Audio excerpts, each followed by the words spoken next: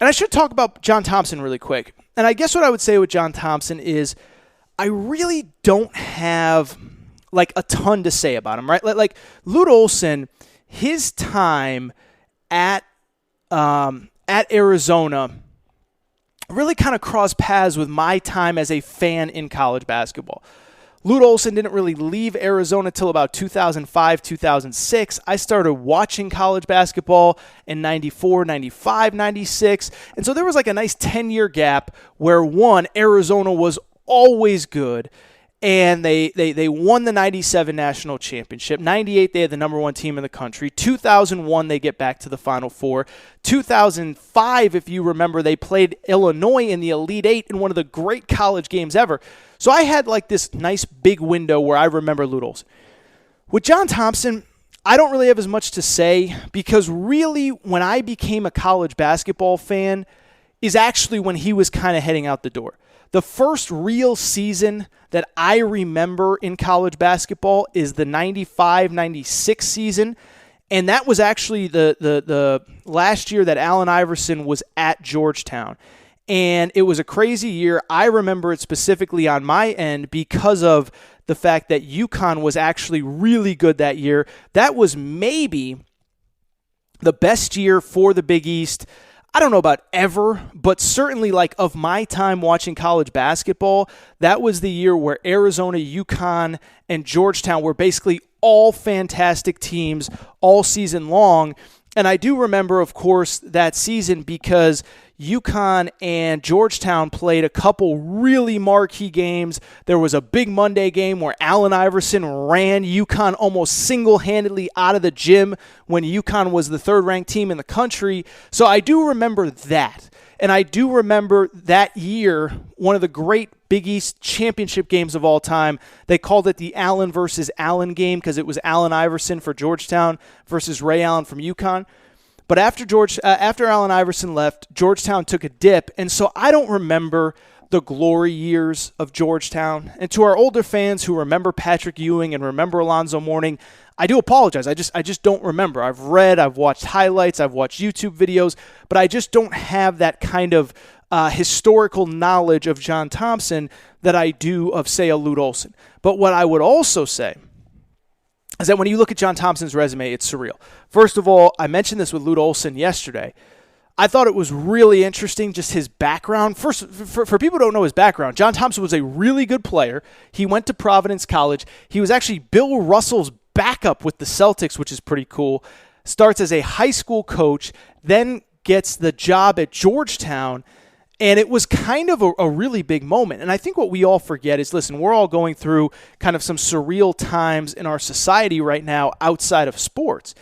But John Thompson, when he got the Georgetown job, it had only been about 5 or 6 years before an African-American had been named a head coach anywhere in college basketball. So in a lot of ways, John Thompson dealt with some stuff that I think even those of us that saw him coach, I don't think we fully realized it until you go back and read about it. He was an advocate. He was a fighter.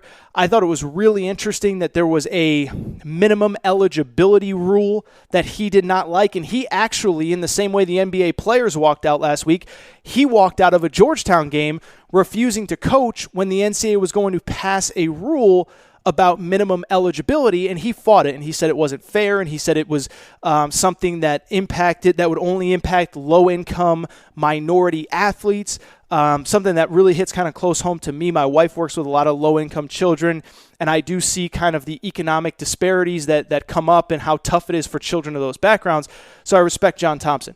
Speaking of respect, I found this story really interesting. I actually heard this story about a year ago, and I don't know how well known it is out there. This tells you the presence of John Thompson. And for people who do not know, John Thompson was legitimately 6'10", so he really did fill a room, and he really did pose an intimidating presence. But this great story, I shared it on Twitter on Tuesday morning, and people loved it. Late 80s, Georgetown's rolling. They're one of the great programs in the country, and there's a very prominent drug dealer in the city of Washington, D.C., who takes up being a Georgetown fan, right? They're the cool team. They're fun. They're the team everybody wants to watch. Everyone wants to follow. And this guy, his name was, I just had his name right here. It was Rayful Edmond III, the most feared drug dealer in Washington, D.C. And he becomes friends with a couple Georgetown players. And so not only does John Thompson, this is the great story, not only does John Thompson tell his players to stay away from this guy, he calls this guy into his office and says, no. I don't want you anywhere near my players. Stay away from Georgetown basketball. And it is believed to be John Thompson is the only guy that ever stepped up to this drug dealer and said, stay away from me. I want nothing to do with you. And the guy respected him, respected his wishes, and stayed away from Georgetown basketball. If that does not tell you the presence of John Thompson, I don't know what would. On top of that, the only other things that I really come to mind when I think of John Thompson, one, I just kind of mentioned it, the cool program. I mean, I still, even though I grew up in Connecticut, I know so many people that had Georgetown starter jackets and Georgetown gear, and they were a team that a lot of people really liked. Cool team, maybe even in a way that I don't know how many college basketball teams even resonate that way now. Maybe Kentucky, maybe Duke, maybe Carolina. But in the mid to late 80s, Georgetown was that team. They, of course, win the national championship with Patrick Ewing, go to 3 Final Fours with Patrick Ewing. As I said, 7 Elite Eights. John Thompson, a literal legend. I want to say rest in peace. And just disappointing. Just disappointing. He lived a fulfilling life, but it's just disappointing that we've lost now 3-4 college basketball legends when you include Eddie Sutton, Lou Henson, Lute Olson, and John Thompson here in the last couple weeks. All right.